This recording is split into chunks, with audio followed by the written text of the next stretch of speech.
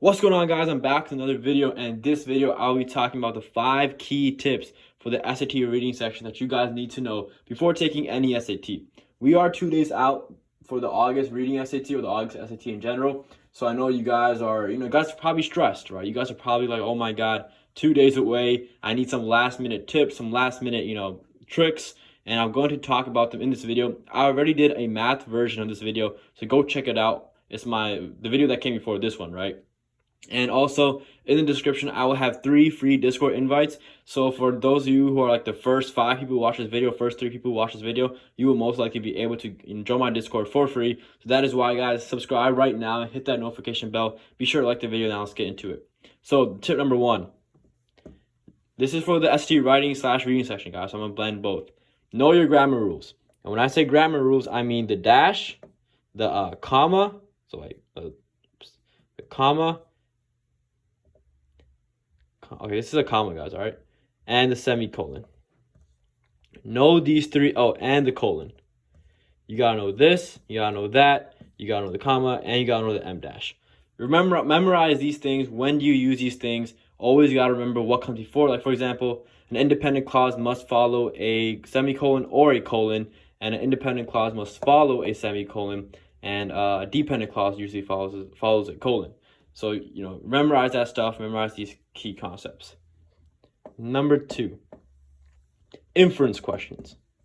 With inference questions, guys, only pick an answer choice, right, that has evidence within the text, okay? So only pick answer that can be supported by evidence. That can be supported. Never assume. Never assume. Okay, for example, if there's a passage that says the boy runs to the guy and hugs him, what does this mean? Does this mean the guy is a father? Some people may think that, right? Some people may think that, hey, the boy's running to this old man or this guy and he's hugging him. Most likely he's a kid's father. If the text does not support that, do not pick that. Do not use your general personal feelings or your general assumption or your assumptions in general and say, yeah, that's his father. No. Is there any evidence in the text that supports it? No, right? So you cannot pick that. No matter how much you think that's true, you cannot pick that. My 3rd tip for you guys is to use Khan Academy, right? Run through every single topic. So run through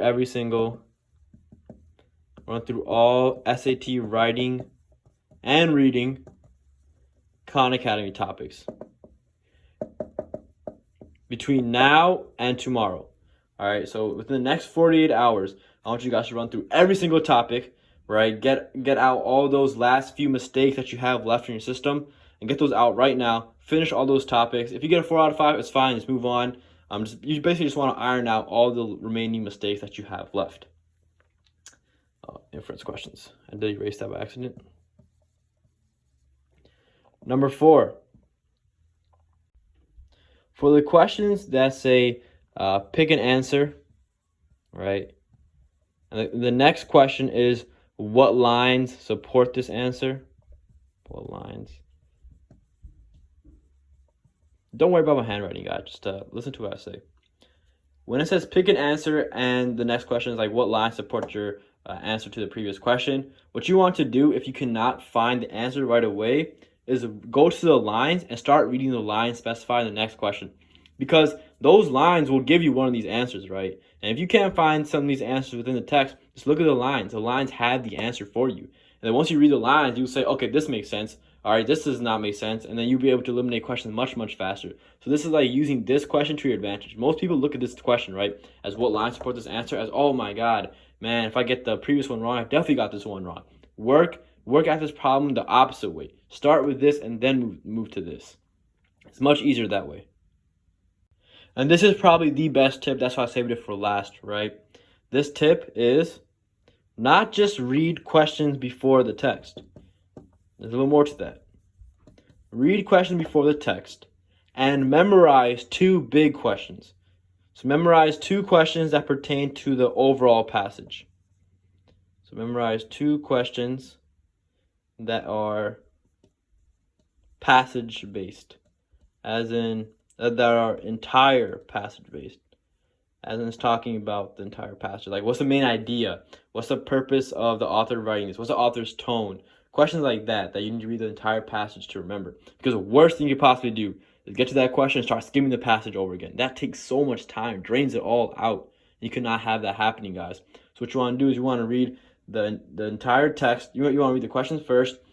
Have 2 big questions in mind, at least 2. If you can memorize 3 or 4, good job. You have great memory. But if you can't, at least try to remember 2. Just write it down in like the margins and then read the text. That way, when you get to these main idea questions, these tone questions, you already know the answer. And you already be thinking about it while you're reading the text subconsciously.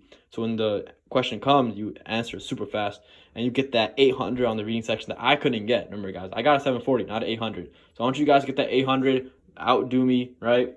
Get that 1600, get that 800 both sections. Watch my math video, join the Discord, get the notes. Thank you guys for watching. Peace out, dude. Peace out, dude. Peace. Make sure to subscribe.